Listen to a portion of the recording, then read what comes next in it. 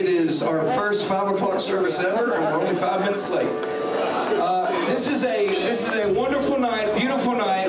Before we even get started, though, we're going to pray over all our babies. Because they start, some of them, I don't know if any of them have yet, but I got nieces and nephews in Indiana that started 2 weeks ago. So they start school this week, most of them do, if they haven't already. And we're going to pray over them. Aren't we? We're going to believe the Lord to really just, not only just protect them, but to grow them and shine through them. How many of you agree that we exist to raise sons and daughters in this kind of an atmosphere? You agree, don't you? You believe that? So kids, I want you all to stand up. Not only the kids, but if there's any teachers in the room, and you are literally a teacher, whether it be in a college or a school of some kind, I want you to come and stand up here with them, because Lord knows you need prayer too. Can you say amen? Amen. All right. So I see one teacher, two teachers. I got 2, 3. Anybody else? All right. So we just got 3. Okay. Okay. I want, if your kids are down here, or kids that you love are down here, which should be every child down here, should be every adult, I want you to come and kneel down with them, stand with them, whatever, lay your hands on them. And we're just going to release a father-mother blessing over them. We're just going to declare over them that I want every kid with a hand laid on them. Come on. There you go.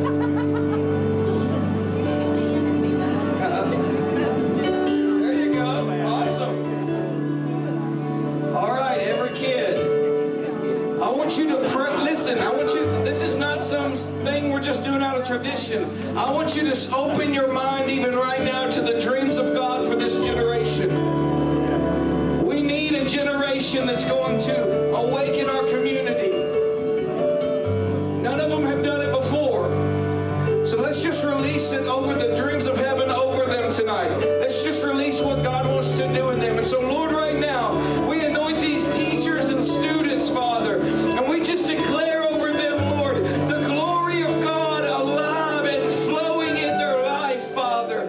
We just declare, Holy Spirit, that the temptation of sin would just be ripped away from them, God, and they would begin to walk in the fear and the love of the Lord. Holy Spirit, we ignite them with the fire of the consistency of the love of Jesus. We declare there are lights in the darkness. We declare there are entrepreneurs in this group. We declare there are scientists in this group. We declare there are business leaders. We declare there are hard workers. We declare there are housewives. We declare there are missionaries in this group. We declare there are preachers and pastors in this group. We declare there are mighty men and women of God in this group that are going to change the world.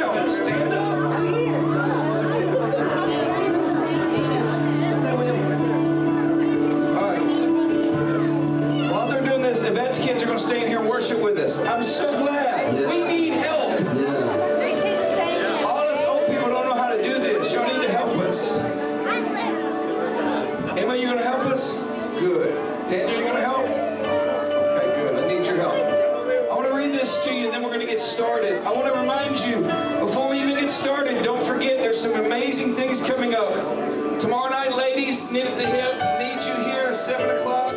Child care will be provided. I want to remind you, thank you so much. Let me say this. Thank you so much for giving faithfully in the last few weeks. We undertook a big outreach, and you guys have come through, especially this week. Remember, listen. Remember, giving is part of your worship. We're not going to take 15 minutes later to talk you into it. It's part of it, so don't wait.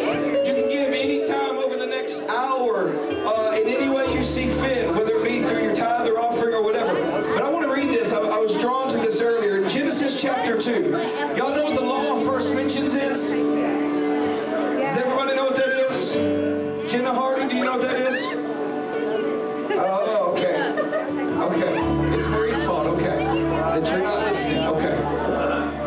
The law of first mentions is this. That means the first time a thought is introduced in Scripture, it's supposed to define that thought throughout the entirety of that word. And so the first time we see the word worship in the Bible, anybody know? Genesis 22. Good. That's awesome the way y'all jumped in there with that. I said Genesis. I was going to say Genesis.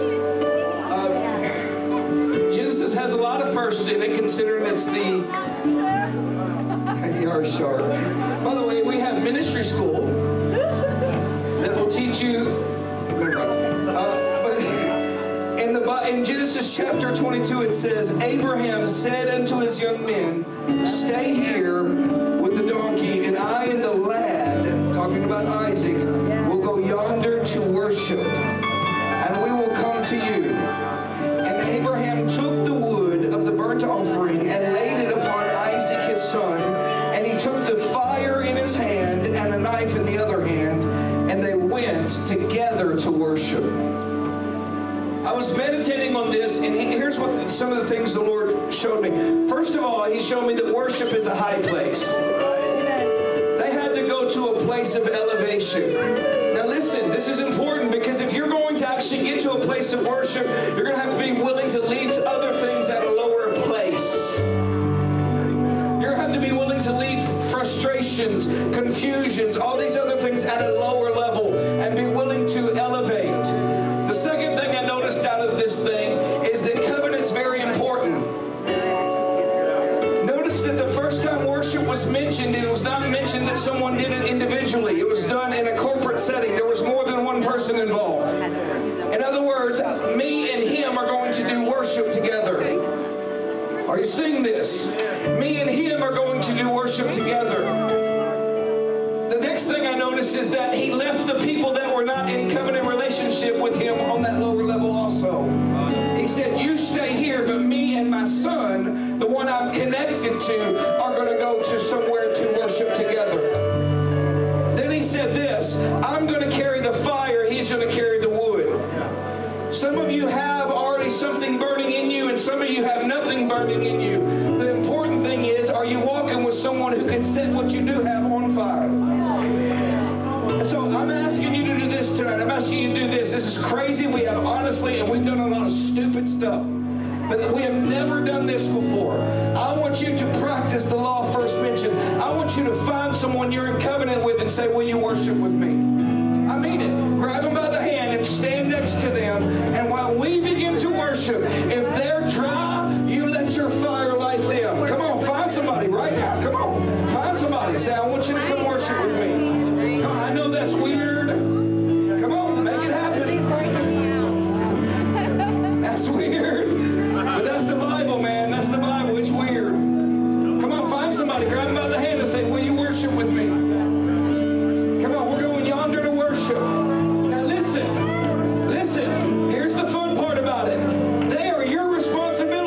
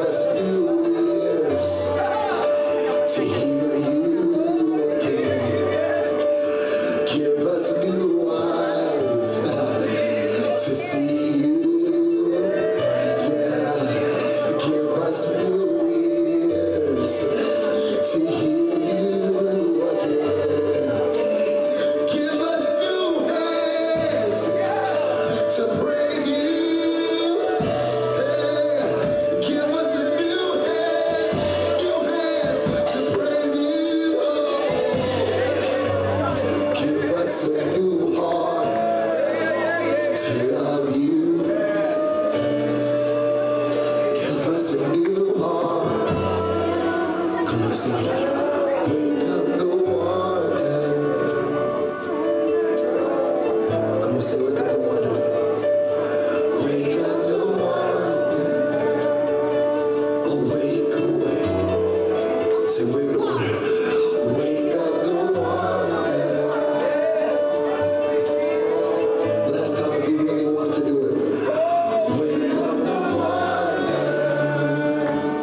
Thank you, Jesus. Thank you, Lord.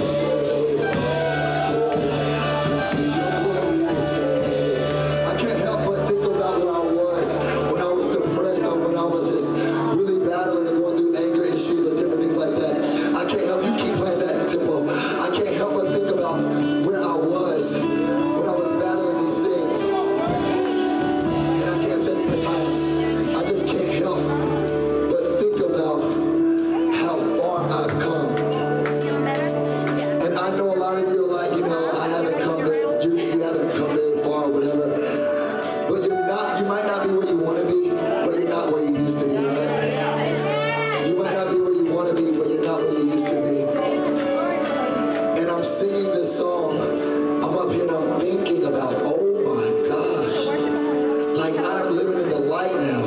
And I'm still running toward the light. But I remember when I ran from the light, you know what I mean? And I'm just blown away by the progress. And I want you to think about your progress. I want you to think about what God has done. And I believe that tonight, as you dwell and think about the goodness of Jesus and how he brought you out, that he's going to even bring you out of that too. The thing that you may be dealing with tonight, I believe as you exalt the goodness of Jesus, the enemy is going to be confused. And I believe that God is going to begin to just drag you out of certain things that you brought to this room. So I'm going to sing that again. I'm living in a lie now. I'm living in a lie now.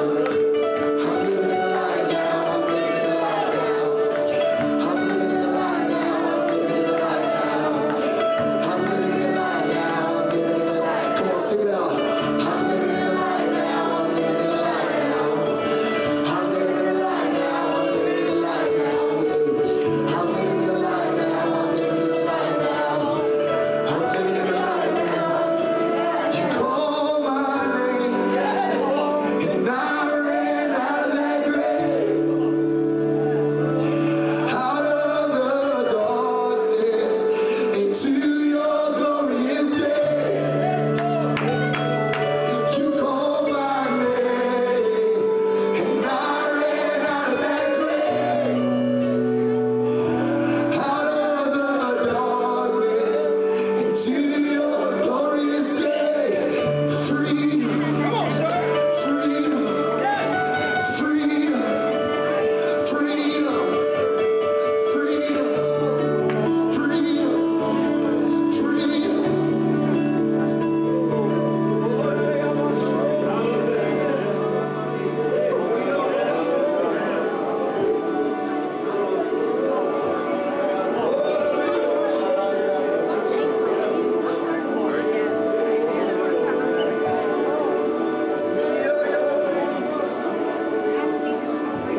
The sun sets free. It's free indeed. No turning back. No turning back. Whom the sun sets free. He is free indeed. No turning back. No turning back into the you say, whom the sun sets free. Is free indeed. No turning back. No turning back.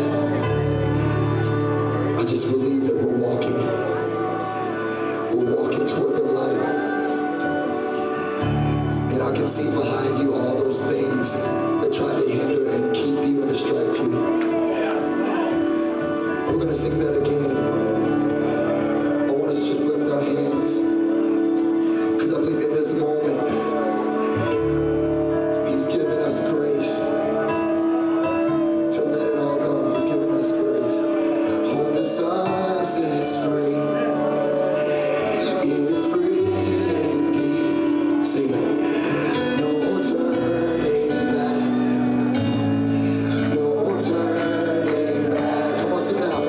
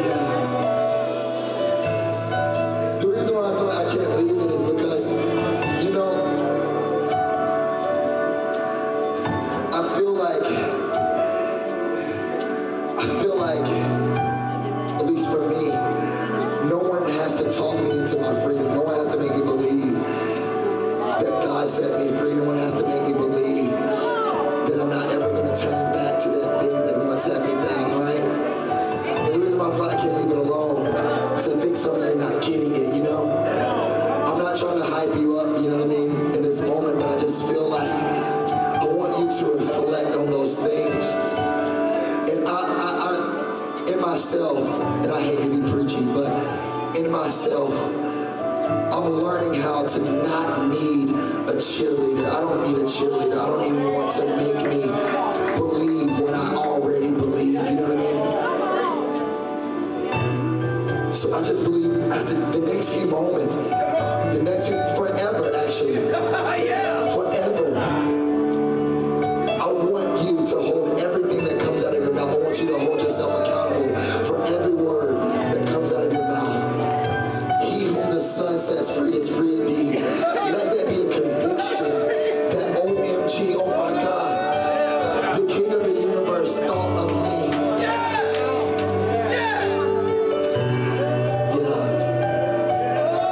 And that's where God's had me. I don't need a cheerleader. I don't need anybody to tell me. You don't need Dante.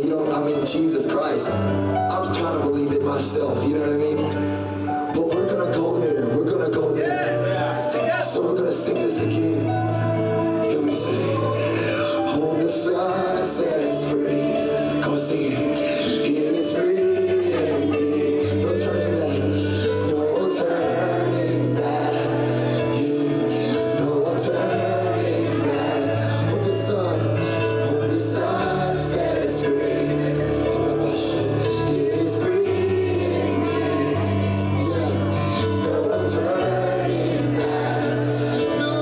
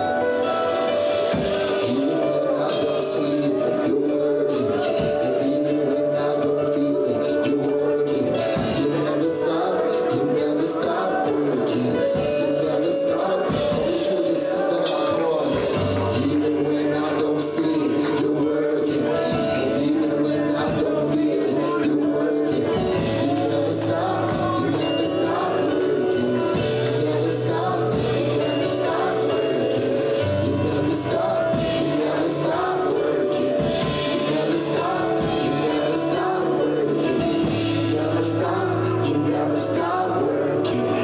You never stop working.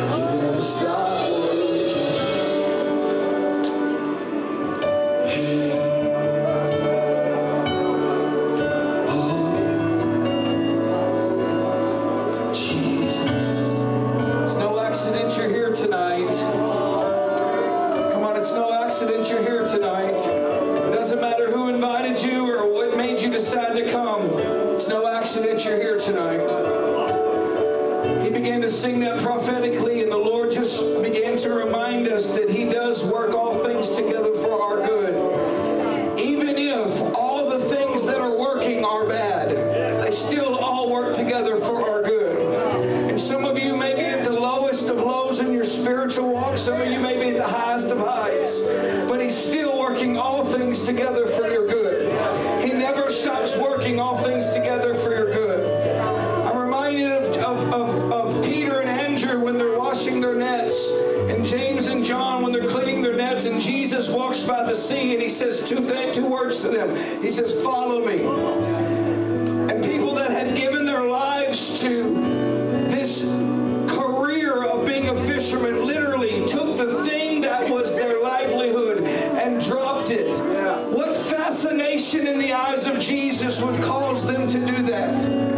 I think it's understanding that following this man could open me up to something far better, regardless of the hell I might have to walk through while following Him. There's something better on the other end, and I'm going to tell you there's something better in the walk if you'll see it right. And I don't know why you came here tonight, but we're not a church and we're not having church. We are here as sons and daughters of the living God to meet the needs of the people and equip the people. So we're going to equip you with word and swords and shields and helmets and belts and all that stuff. But before we do that, we want to meet the need of your heart and your spirit.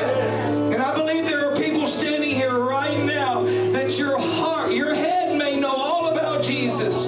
You may know Him well in the arena of your mind, but your heart, if His eyes looked at you today and said, "Follow me," would you continue to hold tightly to the security of what you can produce? Or would you be willing to let the eyes of love lead you? I'm saying all that because I want to simplify this as easy as I can. Jesus is after your heart tonight. He's after all of your heart. He's not after the convenient part or the available part that's only available at certain. He's after all of your heart. He's after all of my heart. He wants my heart more than He wants this building, more than He wants this meeting. He wants my heart more than anything tonight. He wants your heart more than anything.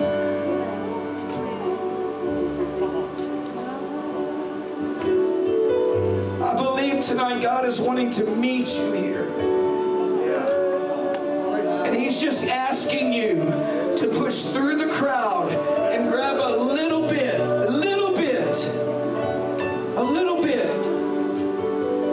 because He will go to who wants Him. Come on, man.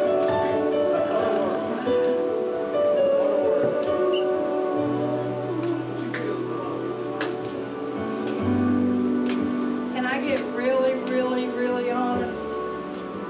Yes. Please hear me. I don't do this for any reason except for God. 4th Avenue house here, near and far, we go out. And about a year ago, we started proclaiming and blowing the shofar to call the prodigals home from the north, south, east, and west. That's right. And it's awesome to see what God's doing. It really is, because He's bringing them home. And it feels great and it looks great. But can I talk to you from a mother's heart? When you can go out and you can see everybody and you're happy, you're not jealous when they come home, and you work with them and you see God move, it's beautiful. But when you got one that hasn't come home yet, and you're the mama, and then you go visit them and they got I got three grandbabies, a year-old, 3-year-olds, and 6-year-old. And the 6-year-old saying, "Nana, how do you talk to God?" And you're in an atmosphere that's not a good atmosphere. And I come from that atmosphere. I know what it's like. You know what it's like. It's like walking in darkness. There's folks here that know what I'm talking about. There's no Jesus. And I'm praying and I'm agreeing and I'm saying promises and I'm crying and I'm sitting with people and I'm seeing their breakthrough and I'm going, God, I'm not jealous of that, but I'm contending. I'm contending for my family. My family. I want my family saved. I want them home. I don't want them out there hurting and the devil lying to them and a year-old little baby and a 3-year-old wanting to know, why am I not happy? Nana, the only thing I'm asking God is my family to be okay. Will you hold me? Will you pray with me, Nana? And every night he'd crawl in my bed and I've been contending and praying and crying and praying. And this church family has contended with me. God told me to put him on the altar, like Isaac. And I did. And I took him off and I tried to fix it. And I put him back on, tried to fix it again. Went down there last month and the Lord told me, leave now. Now this is hopefully not on the thing. If it is, praise God anyway. It'll help somebody. But I want to tell you something. It looked hopeless. It looked hopeless. I was even thinking about going to the police to get involved. Come on now, I'm just getting real, you know? And the Lord told me, don't do that. Let me do it. Get out of my way. And I've cried and I've prayed. I've got prayer warriors in here that agree with me. She said, Mama, I'll never come back to Alabama. Left there last month. They had a nice home, everything. I got a phone call a while ago. She's 3.5 hours coming home. You know what a miracle that was. Don't quit praying. Don't quit contending. Those promises are true. I don't care how bad it looks. And when you're working with other people, the Lord said, Debbie, go home and take care of my other people that I send you to, and I'll take care of yours. And he did.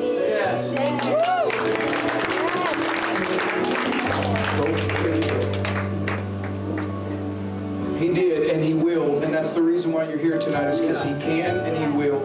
Don't miss tonight. Tonight is your opportunity. If your heart is not 100% his, I'm talking about 100% his. Right now, if your heart is not 100%, if there are idols in the way, if there are things that are getting your attention more than his heart, I just want you to wave at me right now. We want to pray with you. You say, you know what? I just want to give him everything. Come on, let's be real. Let's be real. I just want to give it all to him. Everything, nothing hindering. Come on, be real. Be real, nothing hindering. I want to give it all to him. If you raise your hand, come and stand right here. Our prayer team wants to love on you.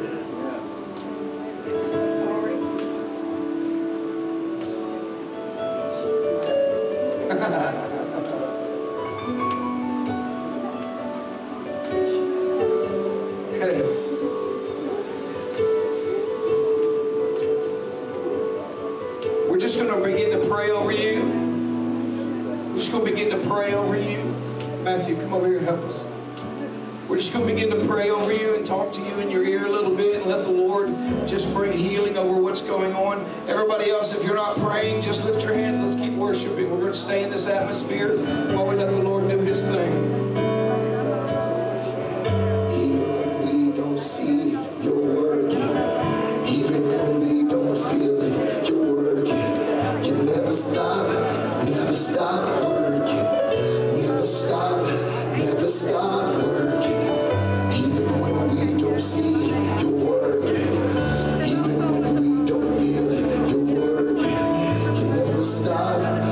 Stop working.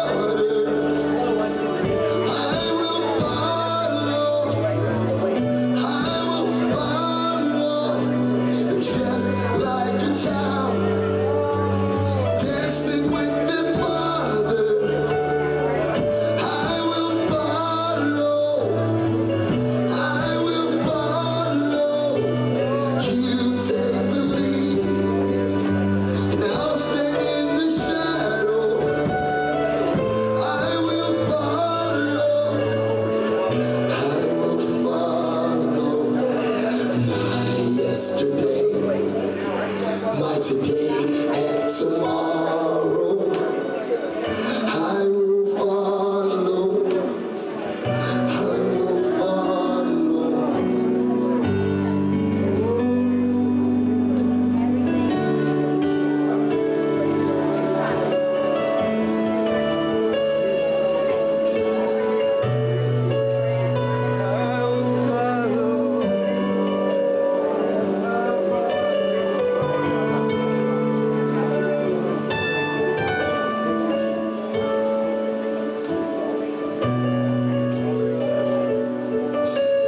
Just like the deer that pants for the water, I will follow.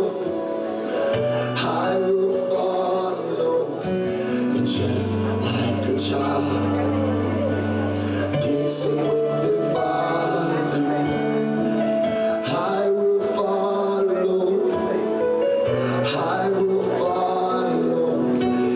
You take the lead, and I'll stand in your shadow.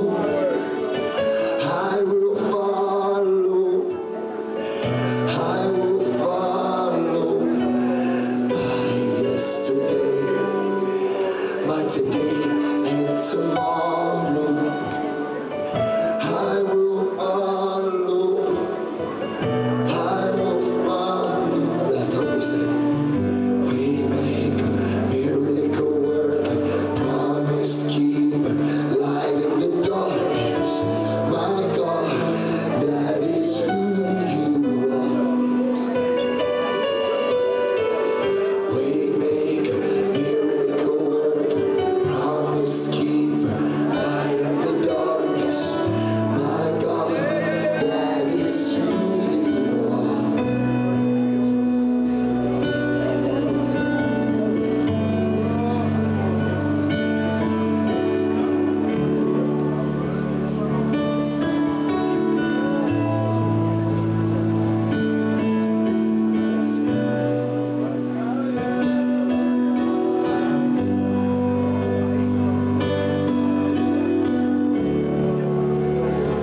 Come on, stay focused. The Lord is doing something amazing in these right here, right now. Stay focused. Keep your heart content with His Spirit. Come on, connected with His Spirit.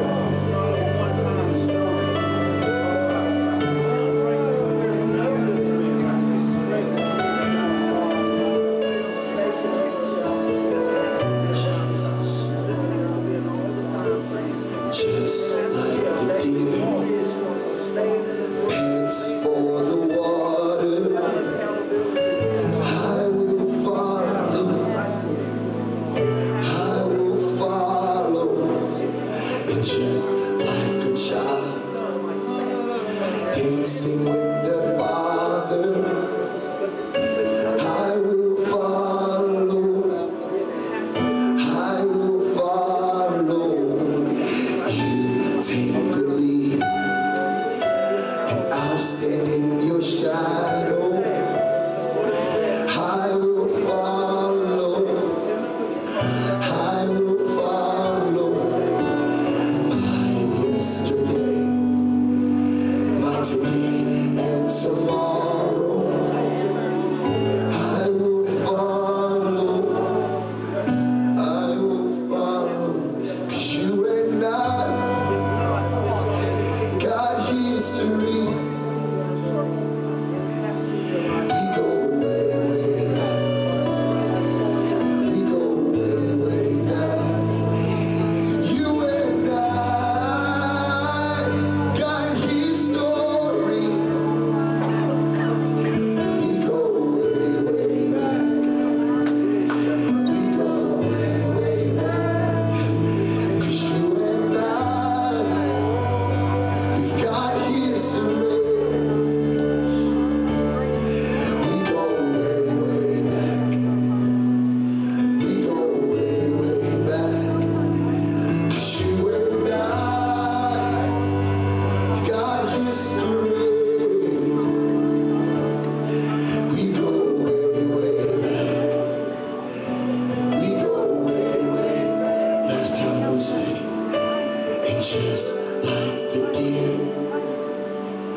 hands for the water. Sing it, sing it. I will follow. I will follow. And just like a child, dancing with the Father. I will follow. I will follow. You take the lead, and I'll stand in your shadow. I will follow. I will follow. My yesterday, my today, and tomorrow. Sing it to him. I will follow. I will. Come on, sing you and I. 'Cause you and I, we've got history. We go way, way back. We go way, way back. You and I, we've got history. We go way, way back. Go way, way back, and I will follow.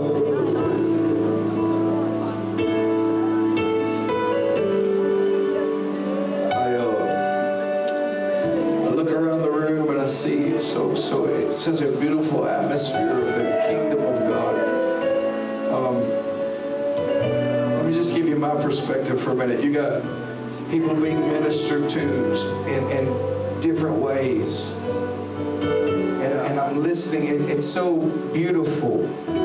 Some of you have been in ministry and you understand that sometimes it's just a general push them down, Holy Ghost, shukamai thing. But I'm just listening to the different discernments of the prayer team and how they're ministering in different ways to everyone, and they're owning it, and it's such a family thing. And you look around the room, and I love that these two back here, Michael and Blake, it looked like they just met at a family reunion after years of not seeing each other. They're just back there loving on each other, and you got people laid out on the floor, and you got people holding babies and passing them around. I was like, man, this is heaven. This is heaven. There's no pressure to there's a freedom to just be what God has put on you. And I love what the Lord's doing in you and in this house. I just love it. Don't you love it? Don't you love it? Don't you love it that we can be real and transparent, even if it's aggressive sometimes? Right? Come on, amen. Sometimes they slap you in the face and say, tighten up, don't they?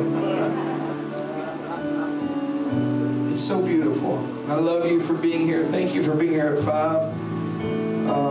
We had bets going, and we'll see who won that bet. That's too low, y'all. We're glad you're here. Do this. Take a good 5 minutes. Love on everybody in the room before you're seated, and find a seat. Oh, and bring your offerings. Don't forget, we need to bring your tithe and your offerings. If you're giving by kiosk, go give by kiosk. If you're giving by Cash App, give by Cash App. If you're cash or checking it, bring it up quickly, quickly. We're going to get right into the Word.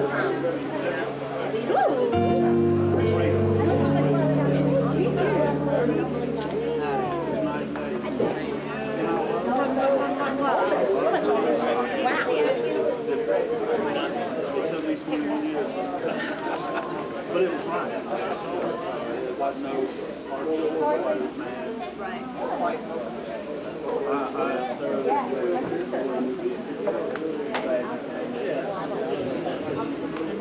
How you doing, sir? Good, I'm Jory. Jory? What's your name? Stan. Good to meet you. Is this your first time? I thought I'd seen you before. Yeah. I've been hiding in the back.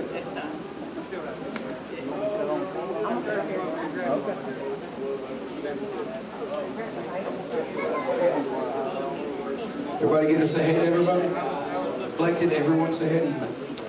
Hey, Blake. Hey, Blake. Michael did? Nobody else did? Hey, Blake. Everybody say hey to Blake.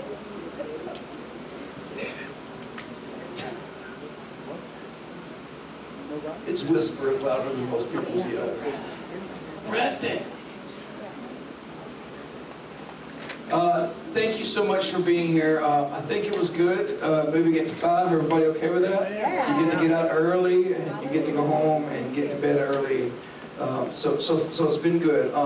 Glad you're here. If you are a first-time visitor and you did not fill out a visitor card, if this is your first time ever, wave at me, and you did not fill out a visitor card, did not fill one out, did not fill one out. Everybody fill one out? Good. If you filled one out but shoved it in your pocket for us not to get it, we need that. So just hand it to somebody that you don't know. And we'll get that, they'll turn it into us, and we'll take care of that for you. Tonight is a very special treat. 11 years ago, actually October will be 11 years. 11 years ago, I met Stephen, and we quickly became knit at the hip. Like the ladies. Just like the ladies. Well, I couldn't use the men term, but it's a little, it's rated on. But, so,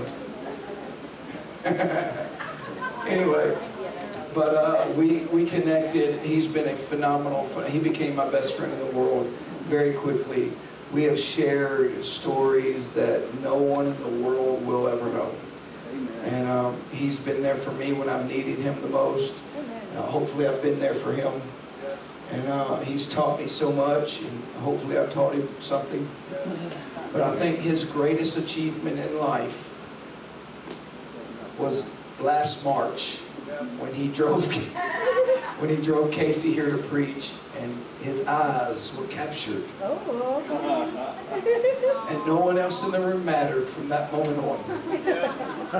Come on, he finna dance. And it was a divine orchestration, and Bryn and Stephen, Bryn was a part of our house for a long time, and a spiritual daughter, and the Lord just had her, let the wind blow, Lord.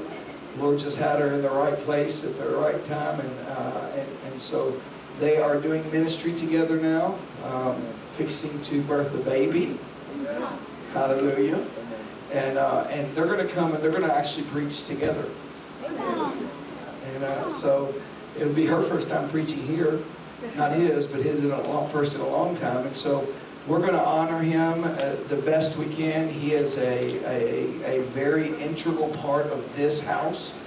He was one of my cheerleaders in the very beginning of doing this, in spite of all the ridicule and everything else. And he just said, if it's in your heart, do it. Who cares? And he has a way of saying things like that, and it makes sense. How many of you have ever talked to him? You know what I'm talking about. So he's going to come, and they're going to share with you what the Lord gave them for you.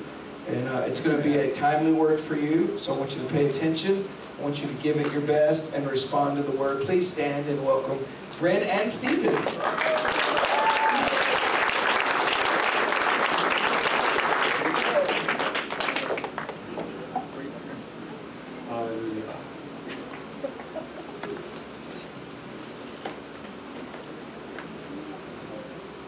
Try to figure out the logistics here for a second.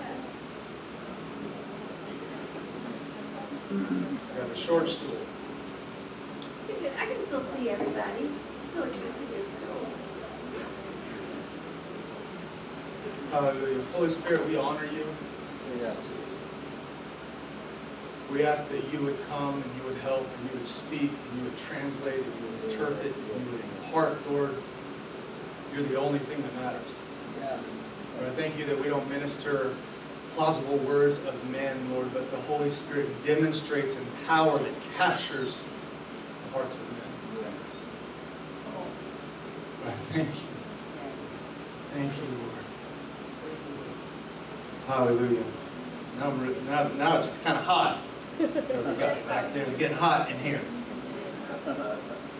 We got so much water, I don't know what to do with it.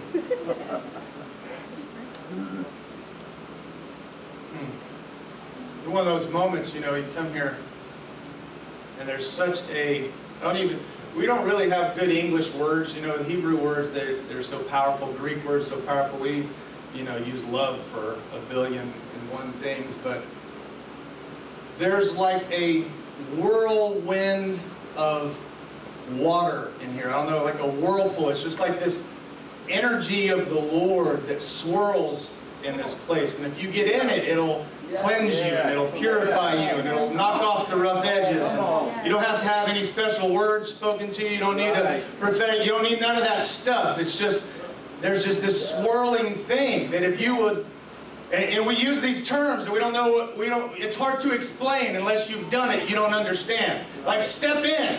What's that mean? Am I supposed to step forward? Sometimes I step forward just as a prophetic act. Like, Lord, I step into you right now. I step into your glory. I step into what you're doing in this moment. And then things start to happen without trying. Try too hard. Try too hard. We're such doers. We're such triers. We're such the American dream. Give it our best shot. And that's not how the Lord works at all. The Lord says, put yourself on the altar. Usually when He's saying put something on the altar, it's not somebody else, it's you. Because He's not trying to fix everybody around you, He's trying to fix what's in you. We get so distracted on Facebook. Homosexuals and transgenders and Democrats and Trump and all of this nonsense to keep our eyes off of what He's trying to do right in here. We're looking all around and we're hating everybody, and He's trying to work something in us and we can't see it because we're just following the shiny thing. And so even in this moment, you know, we have a word and we're going to get into that. I'm just asking the Lord, like, what He's doing in this glory, what He's doing in this moment. It's like what Pastor Donnie, Apostle Donnie was talking about. There's so many different things happening. So many different ways. And I love that you can come into a circumstance, you can come into a moment, and it will affect everybody in entirely many different ways. Everybody hears words differently. Tonight we're talking about the path to promise. Before he was Apostle Donnie, when he was Pastor Donnie, when he was Youth Pastor Donnie. 11 years ago, I saw something in him that captured my heart, the way that he worshiped. When he came to a church I was attending at the time, I saw it, and it pulled me toward Him. You know, when you are going after the Lord, you don't have to be a good evangelist. I'm not a good evangelist. You don't have to be a good evangelist. It's like a gravitational pull. People are just drawn to you. We were in New Orleans, I guess it was last week, and we get out on Jackson Square, and immediately people are being drawn to us. We're just trying to get our bearings. But when you're walking in the glory of God, people are drawn to you. You don't have to go after everybody in the world. They're just whoop, whoop, and they're like assignments coming into you. And I was an assignment for Him. I came in and I showed up in one of the darkest, what would precede the darkest time of my life. The initiation of this path to promise. And they've been with me all along. And I remember when we were doing these things in the garage, and I don't think anybody was here except for the K's, wherever they were. It was in the garage. And that same swirling in the garage, and that same swirling in the old building, and that same swirling here. And people come and people go, but the glory of the Lord, the pillar swirl of the glory of the Lord rests in this place. And it's an invitation for everybody to come. I love being here. I love this house. I love my family, my sister over here, my nephew and niece, my babies over here, my new mother. But most of all, it's like what he said, this is the manifestation of the glory of the Lord in my life. We're talking about the path to promise. This is the manifestation for me right now in this moment of the promise of the Lord made flesh in my life. Because the people that have been on this journey with me, they know that it's gone a long way. In 2007 is when we met. 2008, overnight. 1 year later, October 2008, overnight. These three little girls, I was a single dad, and they were 18 and a half months old, 2.5 and 5. And that's the way it went for almost a decade. Walking through that. So it's such an honor to be able to share part of our journey. We can't get too deep because we were sharing in New Orleans, and Pastor Josh said, you know, this is a 3-part series. So we got to kind of take out what's not relevant. and add things that we feel like are relevant here, but just to share our heart where we're at. Yeah, just even thinking about the moment that I walked in the old building. And so I still remember that day. I remember that I was like, okay, it's working up, like I pulled up, and I was like, there was in me that tear of, you know, kind of a little fearful, like what am I about to walk into? And I remember that I walked in, and there was like, I think 2 or 3 people that just came, and they're like, oh, hey, you know, and I was just met with this intense love. And that's how it continued every time. It was just like this deeper love, like they were just here for me, and they walked with me through things. And so even now, like being here, honoring y'all for pouring into me and loving me and just like adopting me right in the first day I walked in. And so to be here now with all of my family here is just really special. And it took me a while to actually get in the doors of Addereth. So I had been walking with the Lord, let's see, this September will be 7 years of really, since, yeah. So it's 7 completion. It's just a really significant year. And so I just kind of, my process with the Lord was, growing up, I was very much, always questioned like who I was. I always had a lot of questions about my identity and like my value, my worth. So getting to Addereth was this, like the whirlwind that you were talking about, was the presence of the Lord got me to a place that I had never, I was not actually able to experience outside of this house. So I knew when I stepped in here that there was this next level that the Lord was, this new adventure. I was like, I don't know what I'm about to step into. You know, He was about to reveal stuff that had been hidden, and you know, throughout this whole journey with the Lord, He couldn't actually get to it because of the all of the hidden things, all of the layers. So this was in preparation for actually being able to step into the full promise. You know, so yeah, I'm just really honored to be here, and we love you guys. So yeah, we just wanted to go ahead and start. So part of the process, part of the laying hold of the promise is how did we even get to know that the Lord had anything for us? And so kind of thinking back, I think there's a lot of power in being able to remember what it's like before knowing the Lord. Sometimes knowing and experiencing a level of freedom, you can forget what He brought you through. So even reminding us and going back through and thinking about just the level of destruction and desperation that we were in. And yeah, so when I was growing up, I was an only child.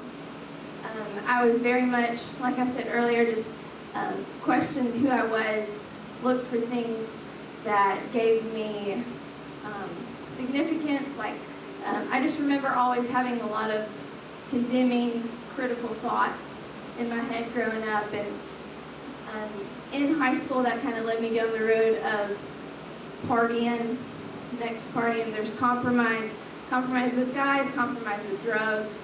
And so that was drinking, and it got into really heavy drugs. And when I was 22, I actually stepped into a 6-month treatment facility, and that's where the Lord had finally broke in. I was able to open my eyes, and I walked into this and not knowing, terrified of what I was stepping into, similar to walking into Addereth. It's so funny that when we move forward into things, we can feel that like twinge of dying to self, or you know, we're like, I know that this is what you're calling me to, Lord, but I don't know what I'm doing. And you know, so even moving forward in that place and not wanting to even be there after I'd made that decision, but telling the Lord, okay, I don't want to be here, but if this is where you want me, I'm not going to leave. And so stepping into that was really where I stepped in, and I said, okay, I'm gonna go into a relationship with you. I don't know what that looks like. So He was able then to speak promises, identity, and that first thing of, oh, well, you have a purpose for me. I remember reading that and hearing that for the first time. And the first time you hear you actually have a purpose on this earth, everything changes. Because I had walked around my whole life of like, why am I here? Who am I? Like, all those questions. And so it was this one little bit of hope and peace that he gave me. And so I followed the peace. Okay, if I'm starting to feel a little clarity about what this big confusing world is about, I'm gonna continue to follow it.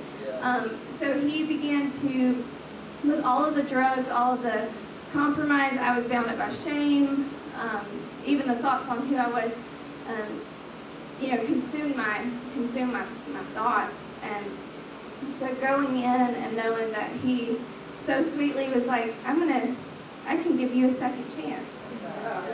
You get a do-over. It's like, what? All of that's gone. All of my past actually get to be. So even hearing those things and reading them, even though I still didn't feel them, that's what he said. He said I was clean, made new, and I kind of got off there. But yeah, so that's where I really entered into, okay, he has something for me. I don't know what it is yet, but I'm going to follow this. So. Yeah, the Lord is real tricky. On the path to promise, you find yourself kind of like in that Egyptian type of stage, and he starts presenting these promises. Yeah. They're like presents. Yeah. He's just kind of luring you. He's speaking sweetly to you. You know, like Song of Solomon, Hosea, he's just speaking. He's kind. He's trying to lure you into the wilderness, lure you into the process of promise. He's using those things to get you to move from where you are to where he wants you to be. And the interesting thing about it is he will do it the easy way or he'll do it the hard way. It's really up to you. We can do it sweetly and kindly and gently, or I will drive you into the wilderness. In Exodus 14, verse 3, it says, "For Pharaoh will say of the people," so we know all about, all the plagues, and the children of Israel get set free. "For Pharaoh will say of the people, they are wandering in the land. The wilderness has shut them in." This is God talking. "I will harden Pharaoh's heart, and he will pursue them, and I will get glory over Pharaoh and all his hosts, and the Egyptians shall know that I am the Lord." And they did so. He used the enemies. We all have a lot of enemies in our life, and it's not people. That's right. You think it's a person? Right. It's not a person. They're not your enemy. Right. Your biggest enemy that's a person is you. Not your mama, not your kids, not your employer, not your drug dealer. It's you. Yeah. That's your biggest enemy. You, because you're the one that keeps going back. You're the one, when he's saying you're free indeed, I begin to see that as like the deed of a house. Yeah. Like he's bought the deed. He paid for the deed. Now your deed is free. And you keep trying to respond to the call of the past and make payments on the past. When he's already paid it off, he's already got the note, he's already got the deed, and you're free. You get to live free. You don't have to make payments anymore. You don't have to make payments to death anymore. He's luring you, or he's driving you. Yes. Me, he did it the hard way. He lured me, and then I'm, going after God. Then he's like, okay, let's just shut the Red Sea behind you. And there I am in this wilderness process, the process of promise, for almost a decade. And he picked me up from where I was right here in Phoenix City and told me to move to Hamilton, Alabama with me and my 3 little girls, no support system, no nothing. Because that was the place he was going to use to process me, to begin molding me and making me into who he needs me to be to possess the promise. Yeah. Before you can ever get to the possession of the promise, you've got to walk through the process. But we don't want to go there. Like we want to get stuck like the children of Israel. We're out of Egypt. There's the process, and we're just going to try to stay right here. Like, can we set a tent up right here? We'll worship here. Let's just stay here, because we don't want to go through that. We don't really want the promise that much. Right. He used them to get us out of this place, and now we're in the middle ground, and we don't want to move forward, because that place sucks. Right. But let me tell you, if you're ever going to possess the promise in your life, you're going to have to learn how to embrace the bucket of suck. Come on. What I'm talking about. And get over yourself, the suck of self. Because everything within you, all of that self, just sucks the life right out of you. Yes, yes. The crazy thing is we create all of these problems for ourselves and we want God to fix it. I love this verse here, this passage, because you can preach it. You can preach it hard. Exodus 14, verse 13, it says, Moses said to the people, fear not. Stand firm. So we're right here. We're not in the wilderness yet. We're not in the process. We're still here. He's lured us out of bondage, and now we're just saying, fear not. Stand firm and see the salvation of the Lord, which He will work for you today. For the Egyptians whom you see today, you shall see never again.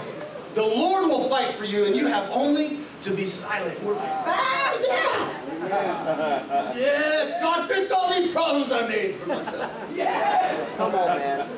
Man, I want a debt mortgage relief. I want it all taken away. I run up $50,000 in debt. Lord, set me free from my debt. Set me free from all of this stuff. Fix all of the relationships that I destroyed. Fix my marriage that I ruined. Yeah. Stand firm. We preach it. We love it. But that's not what the Lord was saying. See, one of the things you got to recognize is what the Lord's saying to you. Because Moses was saying this, but then God responds. The Lord said to Moses, why do you cry to me? You know, you can take passages out of the Bible, you can use them, and you can put faith on them, but they don't mean nothing. Right. Come on, man. Because they are God's words. Yeah. You can take the words of man, and you can put faith on them, you can use them, but they don't mean nothing. Unless God said it, that's what matters. You know what God is primarily saying to you?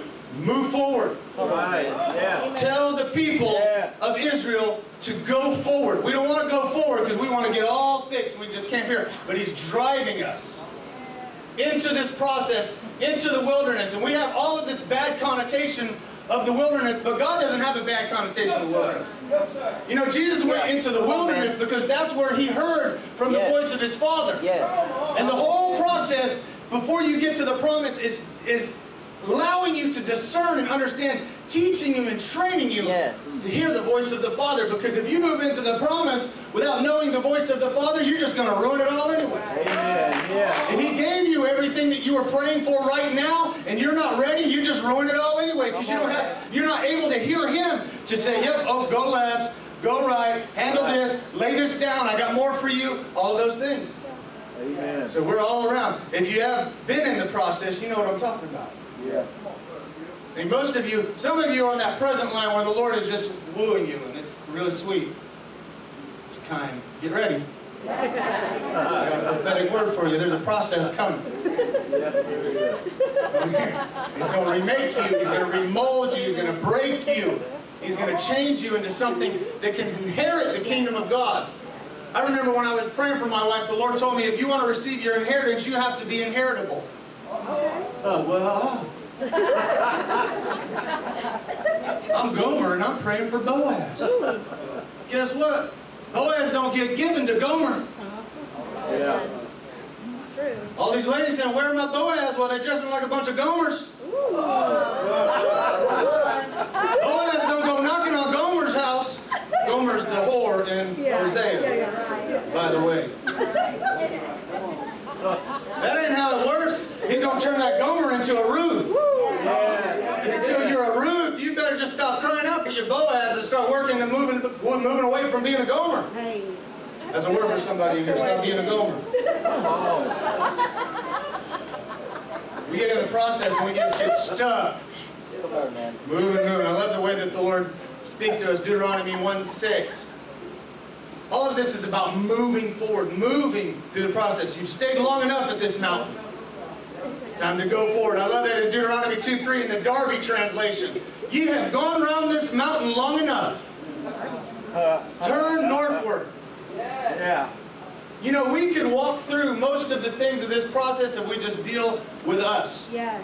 How do I know that? Because Jesus showed us that we could do it in 40 days. All we got to do is spend 40 days in the process. That's as long as it takes, because that's what He did. He said, we'll do what He does and greater. That means there's even shortcuts. If you can figure out how to put yourself on the altar. Come on, man. But we're in the process, and we just walk around. Walk around the mountain, walk around this mountain. God, move this mountain. God, move this mountain. You said if I speak to this mountain, then it'll be plucked up and tossed into the sea. And God's saying, you're the one that needs to be dunked a few times. Not the mountain. Move forward. Move forward. Jesus goes into the wilderness. He has 3 tests. This would be a whole other sermon. Stone into bread, that's a natural need.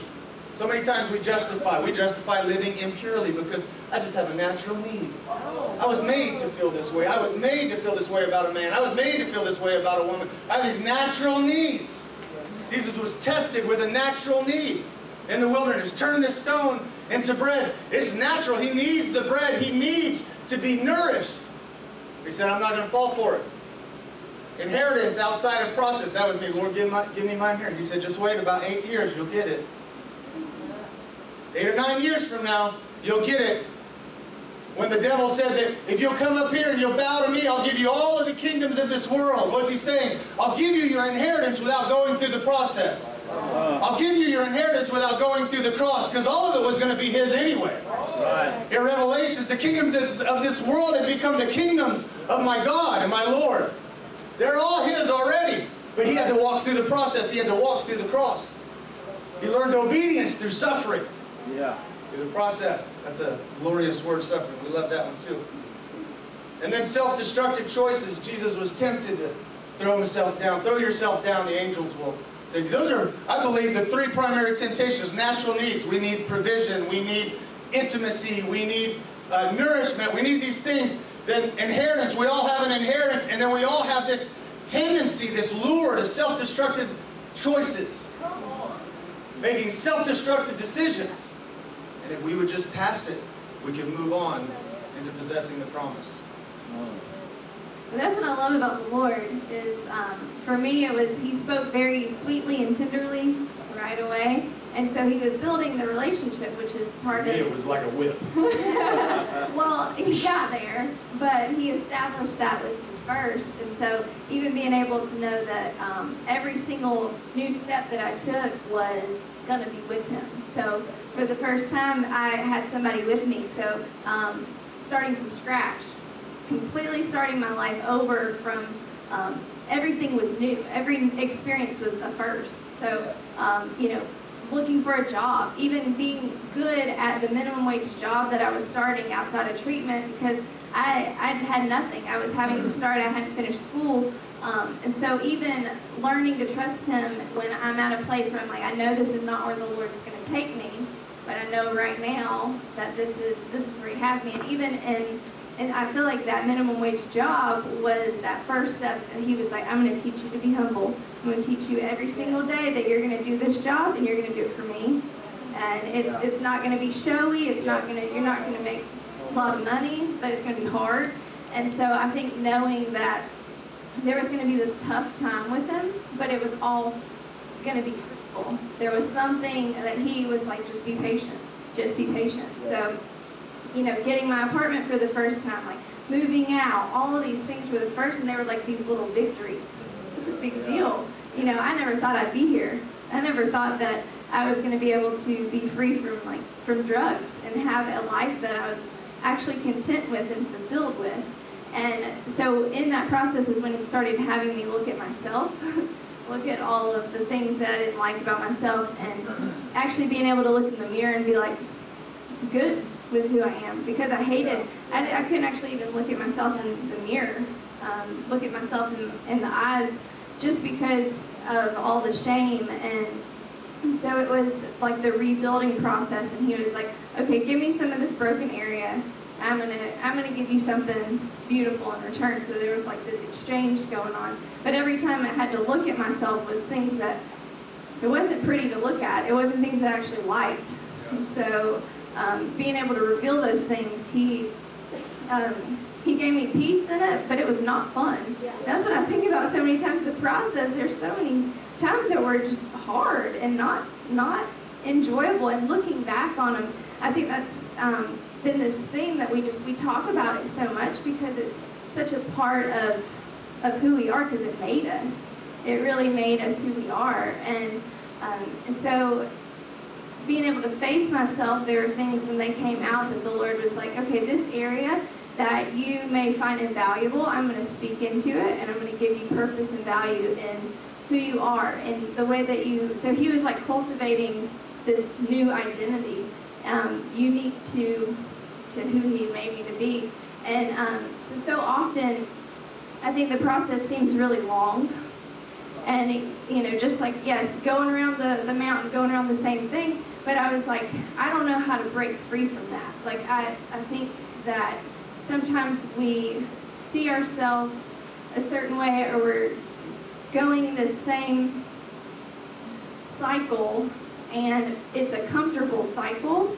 And from what the Lord showed me, and if I can walk through and get uncomfortable and go to that area where I don't want to go, if I can die to myself, kill that flesh and that inside where it feels sucky at the time, if I can move forward in that, then He's got something on the other side. But so many times we stay where we're comfortable that we don't actually get to access that. And so this is funny, this quote came up, and I remember when I posted on Facebook, and you know how like on this day the Lord uses those things? Like, yes. And so I remember this day, and I remember that I knew that the Lord had a promise of complete restoration, complete fulfillment, and marriage. I didn't know what a godly man was going to look like. He showed me. Took 8 years. And a full family, girls. I knew I wanted a big family. There were all of the things, all of the check marks that the Lord had put in my heart. And so, but looking back, this was a couple of years ago, and I remember waiting. I'm like, Lord, when's this going to come? Like, I've been single all these years now. I've really been pursuing you. And, you know, I guess that was about a year. Took another year after this. But the quote is, what gives me hope is the belief that God will be faithful. Because He's been faithful before to me and the people around me. I need the reminders. I need to be told that He was faithful then and then and then. Just because I have forgotten how to see doesn't mean it isn't there. His goodness is there. His promises have been kept. All I need to do is see. And so I even felt like that's something that the Lord had for y'all, like just, and for myself, to always have clear eyes to see what He's doing, to see Him rightly and not get discouraged in delayed promises or going around the mountain over and over again, because His promises are true. And yeah, so that quote just reminded me of that place. And so I think, so even where we're at now, life is so beautiful. It's still challenging. Of course, we're always growing. We'll never stop growing, but to remember that feeling of like hopelessness trying to creep in and hanging on to that, like, Lord, I know, I've seen what You've done. I've seen what You've done in my past. And even just remembering everything that He's been faithful in my life. And if I don't have those stories yet, then I'm going to look at those around me. I'm going to lay hold to a testimony of around me. Like, okay, that happened for them. Like, the Lord is the same. So. Like our sister back here in the back. Exactly what you do. Yeah. Yeah, but that, so always growing and always pursuing that. And I even, just being back here, I have so many memories, not as many in this building, but in the old building, just of how many times there was that killing of flesh, like even in worship, distraction, or things keeping me from taking that step. Like, I knew that the Lord was stirring that in me, like, hey, step out, move forward. And so even coming back, it's just such a reminder of what the Lord has in this place, and then getting in His presence and not worrying about what anybody else is thinking or doing. But. That's awesome. Dante, I even feel like this is a lyric. I'll tell you how to write the song. Just because I have forgotten how to see doesn't mean it isn't there. That's okay, you can keep all the money. God's got me. It wasn't mine anyway, I stole it from my oneness. Just because I've forgotten how to see. A lot of times in that process, in the process of the promise, you forget what it looks like. You forget, this is obviously, we're talking about us, the promise, but the promise could be anything. It could be an entrepreneurial opportunity. It could be a job. It could be a child. It could be a prodigal. I don't know what your promise is. It looks different for everybody. But in the middle of that, you can forget how to see. you can forget.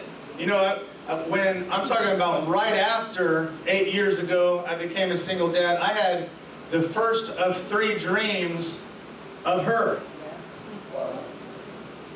And I saw her exactly as she is, not some kind of pseudo version of her. I actually had a lot of people come into my life during the process. Oh, she's probably not going to look just like the dream. They were trying to steal my sight. Right. Yeah. I mean, people, good-meaning people around you that try to steal what you see, steal what you've seen, and what the Lord has told you. Come on. You've forgotten how to see. I believe the Lord's giving hope tonight. Restore the hope. Some of you are in the middle of the process. Who's in the process right now? Who would say that you're in the middle of a process of a promise? So there's a few of you that are honest. There's probably a few more. Some of you are just coming out. You're just getting the Lord's starting to speak promises to you. Just hold on a second. You'll be in the process. But one of the things that you lose in the process, going round and round and round, is your hope. Yeah. Like hope gets discarded. You feel that disappointment, and you are so tempted to settle. She was going to read this scripture, but there's this passage in this scripture called hope is not a disappointing fantasy. Somewhere in here, Romans. Oh, there it is. Patient endurance will refine our character. That's the nice way of saying kill you. Patient endurance will kill you. Improving character leads us back to hope. And this hope is not a disappointing fantasy. What I had seen that the Lord had for me was not a disappointing fantasy, but in the process, there is a real enemy, and there is real circumstances, and there are real thoughts that are trying to steal that confidence that you have in hope. Hebrews talks all about don't lose the hope that you have confidence in. We are not those who shrink back. We are those who hold fast. There has to be this hold fast in you or you'll settle. Along the way, trying to think about the most, I'm have to be appropriate. I had all kind of gomers.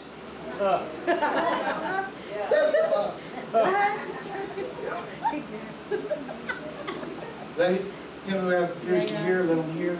I have all kind of gomers. You don't get some gomers, you have opportunity. And then there was some things that looked good enough. Yeah. Come on, man. Yeah. But they weren't in the promise. They weren't what I saw. Yeah. Literally, are you going to be faithful to what you've seen? Are you going to be faithful to what I've shown you? There was 2 tribes and a half that never made it into the promise. Reuben, Gad, and half tribe of Manasseh. They got right at the promise. They got right to the Jordan River. And they looked around and they said, you know what? This is pretty good. It's good for my family. It's good for my flocks. It's good for my, my livestock. It's nice. It's pleasant here. We're just going to stay here. And I imagine that there were times they could come out on their front porch and they could squint their eyes and look, and they would fool themselves to think they're in the promise looking over. But they never endured into the things that He had told them and He had shown them to cross over. Never did it. They settled there because they lost their hope. They were disappointed. Disappointment will cause you to settle. Heard from the Lord one time that disappointment comes from missed appointments. Disappointment comes from missed appointments. So many times as we're going through the process, we're like, oh man, Lord, did I miss it? And Lord, because as you're walking, the thing that He's trying to teach you is yes. Yes. Do this. Yes. Do this. Yes. Do this. Yes. Only we don't figure it out until we've had some no's. Nah, I'm not really sure about that. Do this. Nah, I don't know. Do this. And then we're back over here going really close to Egypt. Do this. He's trying to teach you how to say yes. Yeah. Jesus said, I only do what I've seen the Father do. I only say what I've heard the Father say. I only have a yes in me. Yeah. There's only a yes. He's trying to kill that no in you. It's yes, yes, yes, yes, yes, yes. And there's times where we'll say no and we feel like we missed it. I almost missed it. I almost missed it because the day that I came down and I met her a year and a half ago, I've been traveling with Pastor Casey for over 6 years before he moved. Right. And I had just been down here the weekend before to visit my family. And he was driving down on a Wednesday 4 hours and going to preach and drive back 4 hours. I thought, well, I don't know, I was just down there. And something in me said, be faithful to this opportunity. Yeah.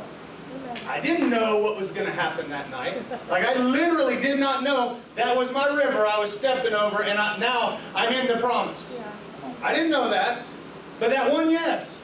But that one yes came from a training of yeses all along the way. A training of learning obedience all along the way.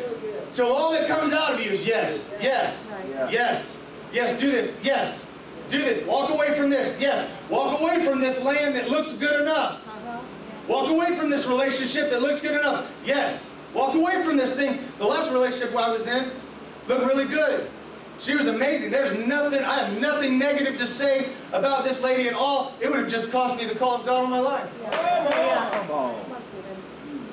Are you willing to sacrifice the car? Are you willing to move away from where I've called you to be able to get this thing that you've been believing for 8 years? This close. And I literally heard the Lord with almost an audible voice. I've had several times, or just a handful of times that this has happened, where it's almost like I'm in an audible conversation where He said, I'm not going to let you Ishmael this thing. Ishmael was the son of Abraham that came out of his own flesh, his own self. I'm not going to let you Ishmael this thing. I'm not going to let you sidetrack this. I'm not going to let you take it. I'm not going to let you ruin this. You're so close. It's so difficult for us to move forward because we feel like we've missed it. We're living in disappointment. But Ephesians 5:15, it says, I'm about to drink your water.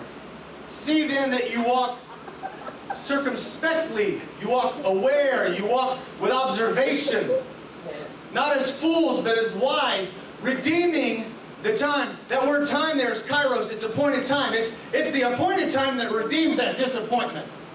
It's the appointed time that you have the ability to redeem, that redeems that missed appointment that you missed.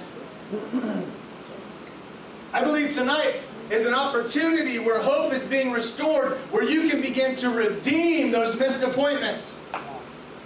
Do not be unwise, but understand what the will of the Lord is. You have to know in your belly what you've seen, what He said, what His will is.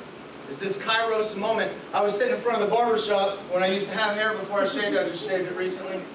And I let it grow out, and I change my hair more than a lady, so don't pay attention to no pictures. It'll change sure enough.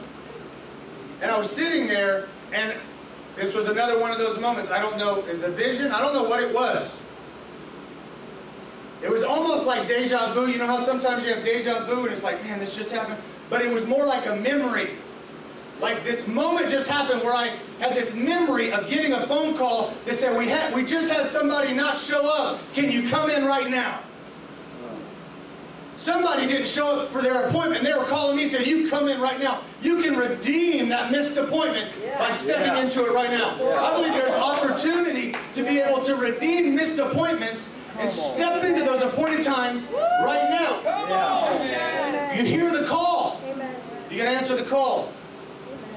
So even Stephen's example on like before traveling with Pastor Casey, he had that opportunity to not, move forward in obedience. Well, we've talked about like our timelines and stuff, and so Azusa Now was something that was about a year before it's something that Addereth had done here, and it was about a year before I stepped in the door. That was the last time I was actually spoke here in a public way. Yeah, and so the Lord had been having these interjections from people telling me about Azusa, and there was that pull, that where you're like, I need to go there. But there was still that in me. I was like, I'm not ready. I wasn't ready to get into community. I wasn't ready for people to really let people back in. I'd had some hurt from the church, and so I'd been out on my own. But so there had been that continual, multiple times. There was even somebody that came up to me down on the Riverwalk and passed out a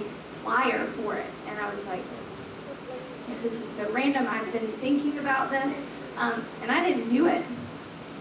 I got busy doing something else, and so we even talk about that. But to know what the Lord showed me. Well, the Lord just gave me a grace and an understanding that He's not. His plans for you aren't hindered on one choice, because I had that question even with ministry and stuff, like, if I don't do this, the weightiness of things. Like, and did I just like mess up their life? Like, if I didn't do this, the Lord was just showing me that He's invested in however long it takes us to actually commit and move forward in that place. So, I mean, I was like, man, what would our life be like, you know? But knowing that the Lord's time is just perfect, but just, I don't know, having that reassurance that we can look back on a situation and be like, I know I made the wrong choice. Like, I know that was me being selfish or just being comfortable, not wanting to move forward. And the Lord's like, okay, I have more coming, but if you're going to be open to move forward and not like be hung up on that one choice. So that's just something I wanted to add to that. Yeah, fortunately, the Lord stays with us in the process as long as it takes. Yes. Amen. You can do it 40 days or you can do it 40 years. Right. It's entirely up to you. It took me a while, and I certainly haven't become it. Just hit the reset button on a new process a year ago. But it takes all of that death in you. He's trying to kill things in the wilderness in the process that would destroy the promise.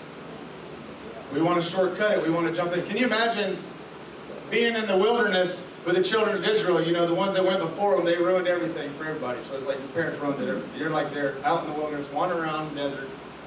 Because mom and daddy, knuckleheads, come back with bad report. If you don't know what I'm talking about, read your Bible. It's Exodus, all of Exodus. Come back with bad report about what was in the promised land. They're scared. They're full of fear. And so God said, what? Now they all got to die because fear will kill the promise. Right. Yeah. So now I got to kill the fear in you. So you're wandering around, till that one grandpa's left. You know, Grandpa Johnny, he's the only one left. We're just waiting. Everybody's like, Grandpa Johnny don't come out of the tent no more because somebody would probably shank him if he did, because they know he's the one guy left keeping him from moving. Some of you guys know what I'm talking about shanking. Don't act like you're too churchy to know what shanking means. I'm in Addereth. I'm in First Whatever, Tennessee. Some shakers in here.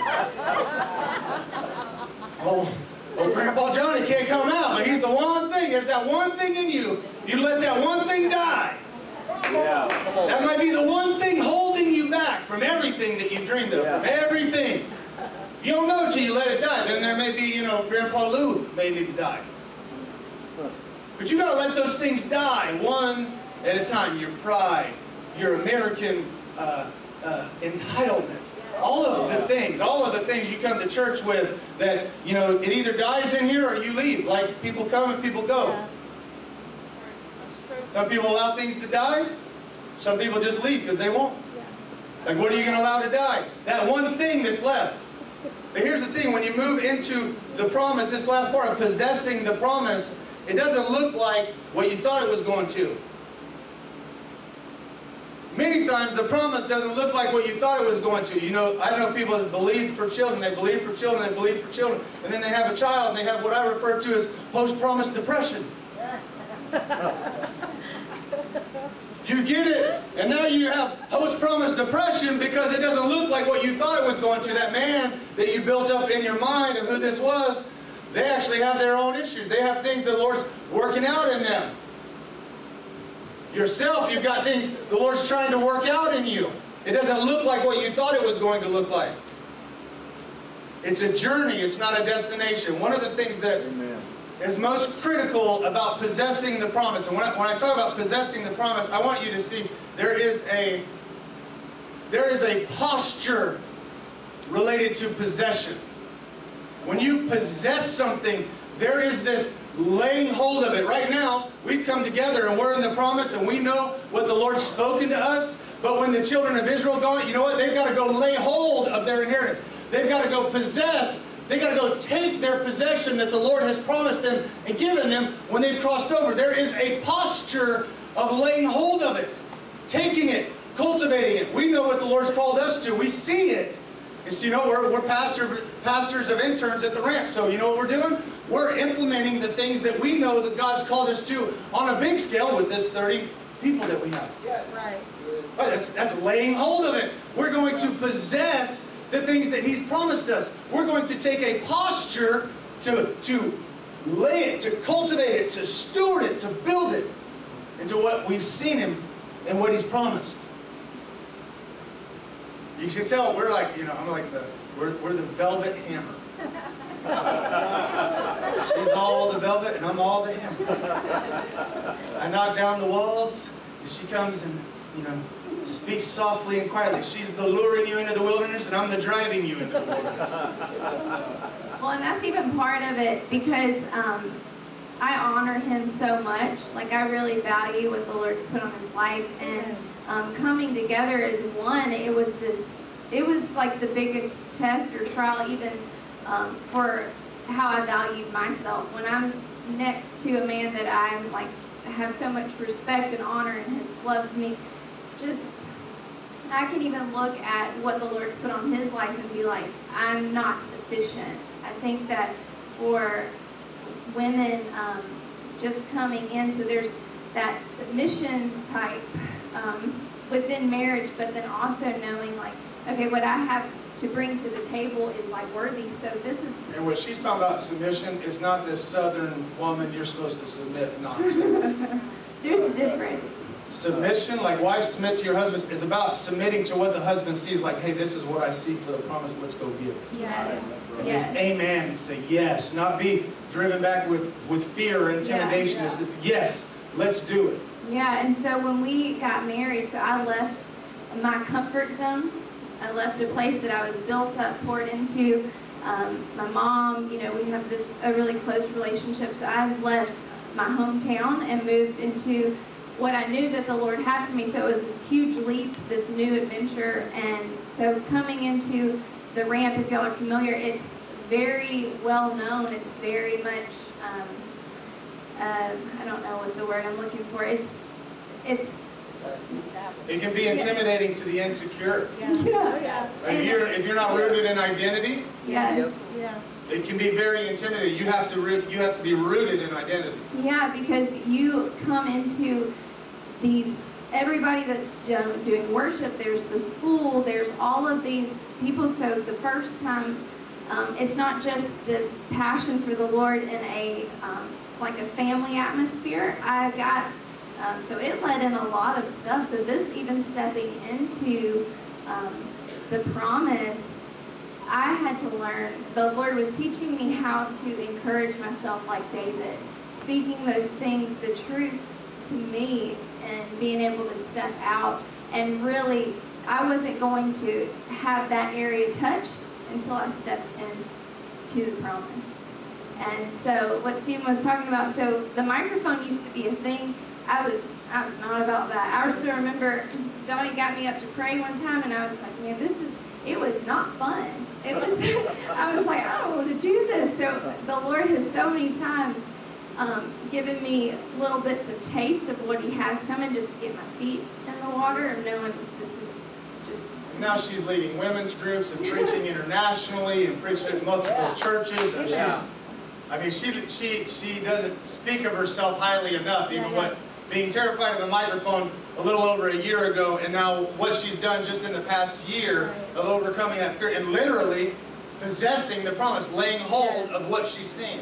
And that's what makes me the idea of fear and what holds us back, realizing that it's something that we create in our own mind. It makes me mad. It makes me something that if there's anything that's holding me back, we're meant to live in fullness and complete freedom. So if there's an area that you're like, that you feel hindered in, he's like, he wants to touch it.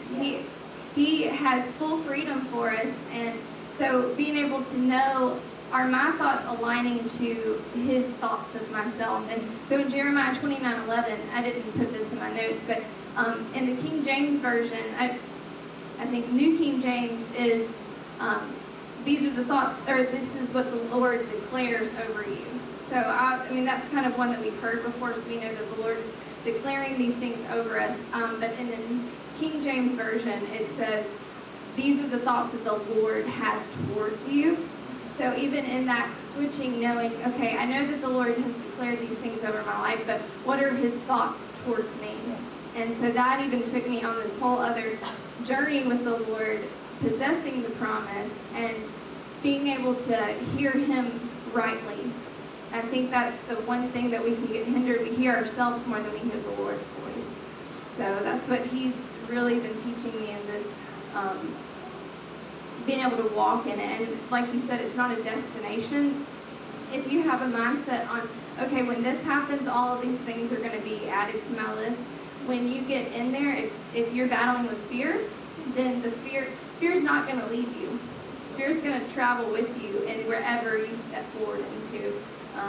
And so just being able to see the complete fullness that the Lord has for us, and that I don't have to be dependent on somebody to tell me something about myself, was the biggest thing. And being able to walk free from that, I think, is one of the biggest testimonies now from the Lord.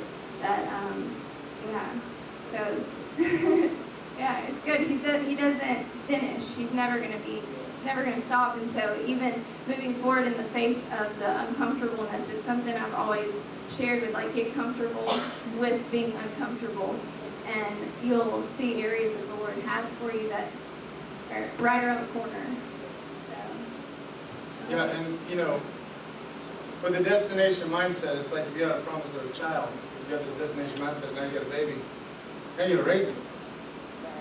Yeah. Right, there ain't no destination, you just hit the reset button on a whole new journey. You got 18 years and on to raise this child. Now, if you were wanting this because it was coming from some place of, if I received this, there would be some level of significance, or some level of value or personal identity or something, then you're going to be radically shaken when it happens. Because it's not going to give you what you're missing. Yeah. It's going to expose what you didn't deal with when you were supposed to deal with it. Amen. There's nothing like babies to show you all of your inadequacies. Because every parent I know probably feels like a lousy parent, and if they don't, they probably are a lousy parent. They don't care. Because there's so many things of overcoming. That's why that's this notion of cultivating in the promise, stewarding in the promise. It's that Caleb attitude of give me my mountain. You know, he's 80-something years old. Give me my mountain. And he didn't have a whole tribe. He just went and took it himself, him and his kids, him and his daughters. He convinced them to give his daughters some land, because ladies didn't get land back then, only the men did. And then him and his girls, like me, I got another one on the way, got 4 of them now. Him and his girls went and took their mountain.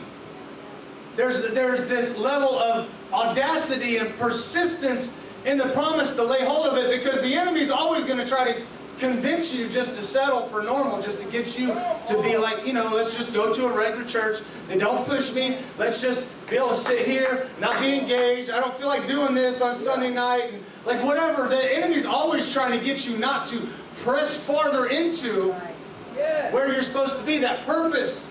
But one thing you got to understand, and this house probably understands it more than most houses, it's not about you.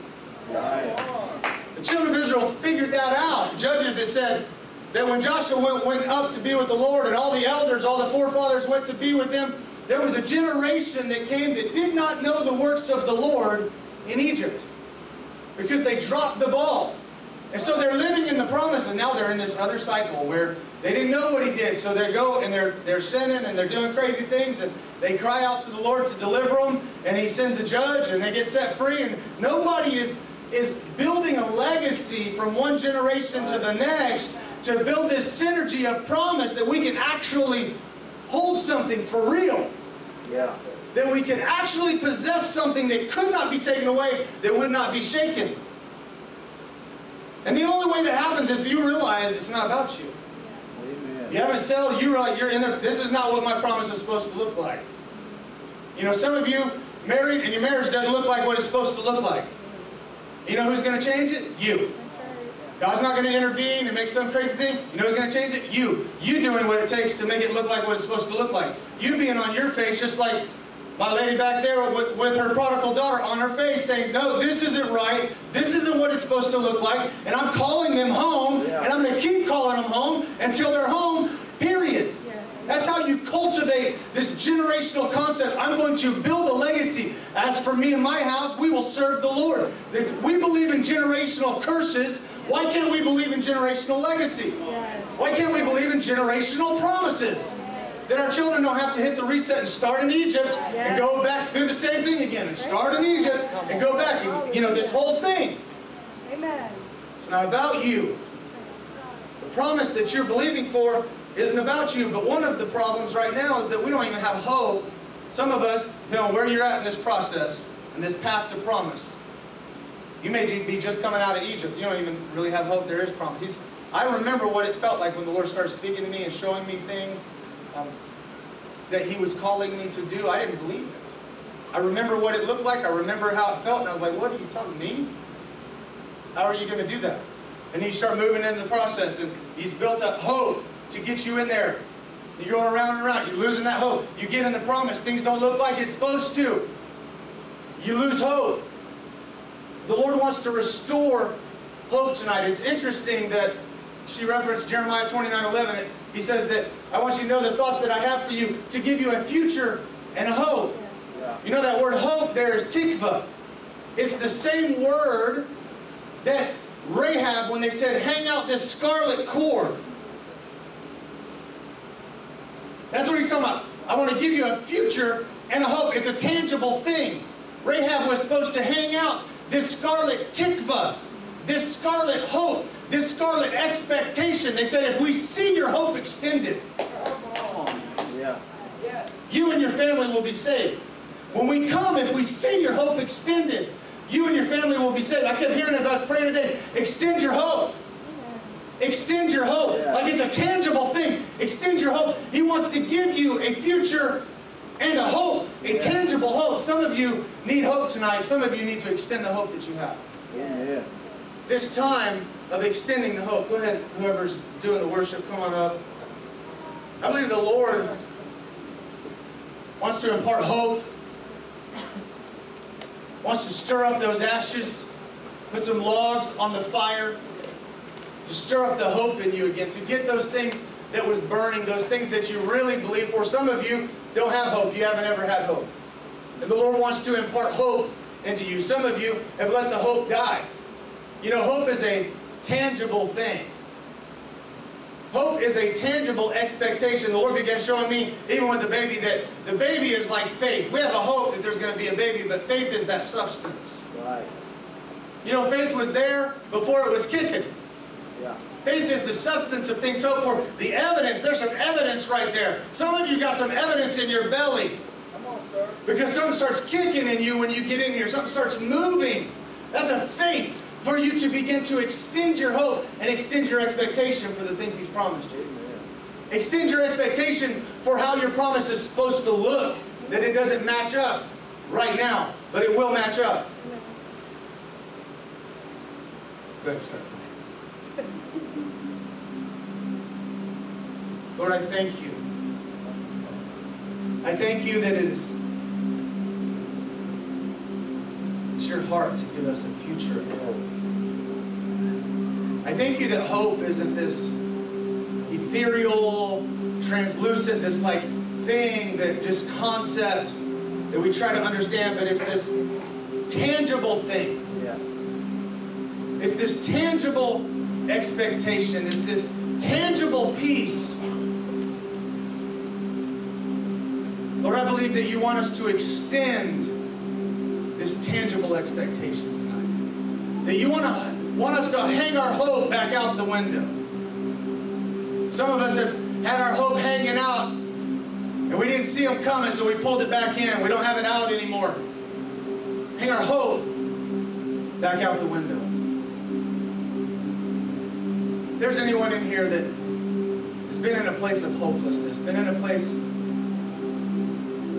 where hope isn't vibrant, hope isn't fueled or passionate like it used to be, or I don't even know that the Lord has a future and a hope for me. If you are one that is contending to hold on to hope, it used to be this tangible thing, it used to be so real, but now it's been slipping away. We just open up the altars right now for you to come. We're going to go into a place of worship. We're going to pray for you, but we're not anybody that gives you hope.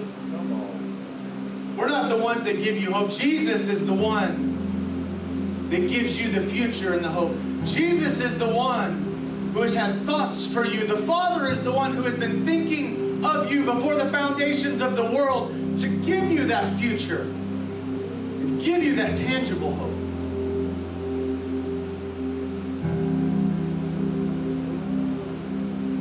I really just kept feeling that the Lord was wanting you to know that He sees you. That the desperation or the hopelessness, that it's not overlooked by Him. And even in this bringing hope, little deposits of whatever you're waiting for or hoping for, the Lord says, I remember that day that I promised you that. I remember where you're at then. And every night, everything that the patience, I just believe that He's increasing patience, that this is an area that He's just wanting to speak fulfillment to. And even seeing what that's going to look like, and for Him to say you're not forgotten. I haven't forgotten about this word. I haven't forgotten about all of the connections, all of the divine encounters that I have planned for you. So to have eyes to see, to even keep an outlook. He's like, I'm here. I'm all around you. Just look for me. Look for me. And all of the times that we're like, I'm looking, I'm searching, and Lord, I can't see you. I can't feel you. He's like, I'm right here. I'm right here. Tonight, if that stirred something in you and it awakened some things that maybe you even give up on. A lot of times what we've been preaching here lately, hopefully you remember it, is that the difference in faith and hope is a lot of times, especially with the promises of God, is we believe the Word of God to be true. We have faith that His Word is true, that He is a healer or a deliverer or supplier. We just don't have the hope necessarily that it's for us. And a lot of times we don't have hope that the Word is actually for us. We believe it's for someone else, but we don't really hope it's for us. And so if tonight that word triggered something as to some of the promises of God in your life that have not yet fulfilled, and you have, if you're truly honest with yourself, you have lost some hope in those things happening. You've lost some hope in those things happening. I want, as a sign of faith, I want you to be honest and just lift your hand and say, you know what, I've given up on some stuff. I had some dreams in the beginning that I've given up on. I just want you to raise your hand and be honest. I want you to do that because I want to release hope in this room over you. If your hand is raised, you don't have to come down here, but I want you to stand. I want you to stand if you raised your hand. I want you to lift your hands to heaven. And I want you to ask Him to release the hope of His Word, the hope of the truth of His promise back into you. Let hope rise. Let hope rise in this place. Come on, just ask Him. Say, I want to believe again that what you said will happen. It will happen. I believe in what you said. I believe in the promise. Come on, awaken the promise in me again. Awaken me to where I was giddy about seeing what you said I would see. Awaken me. Awaken me. Awaken me to see the promise that you put inside of me. Some of you have given up on ministry. Some of you have given up on marriages. Some of you have given up on jobs and different entrepreneurships and different places where you'll be. Some of you have given up on God. And right now He's awakening hope. Let hope rise. Let hope rise. Come on, I'm trusting in your Word again. I'm trusting that your Word is for me. It's for me. That the dream you gave really is for me. That you really put it inside of me. That dream is mine.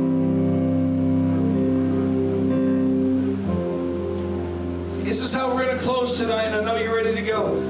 But I want to open these altars up, and those of you who are standing, who have given up hope, I believe God is wanting to write the vision, Habakkuk 2, on you again. I think He's going to reawaken hope for you. And I want to ask you to do something crazy. I want you to get a pen and a journal, and I want you to find a quiet place and let Him remind you of the promise in great detail. Don't do it with somebody else. This is you and Him. And let Him remind you of the great detail so that you can have a point of reference to the hope that He's restoring in you. Go ahead, real quickly. I don't want to give no more instruction. While the waters are troubled, go ahead. If you you want to sit in your seat and do it, or you want to lay on the floor and do it, you want to come to the altar and do it, do whatever you feel like you need to do, but let hope rise, and then that be a part of it every day, a part of your prayer life. If you're done and you need to go, God bless you, we love you. If you're going to talk, go in the foyer and do it while we're in here doing this. But let's make this a point of contact right now with what the Lord is doing. Put the pen to the paper and let hope rise in Jesus' name. He's doing something new. He's doing something new. I don't know what it is yet, but I say yes to it.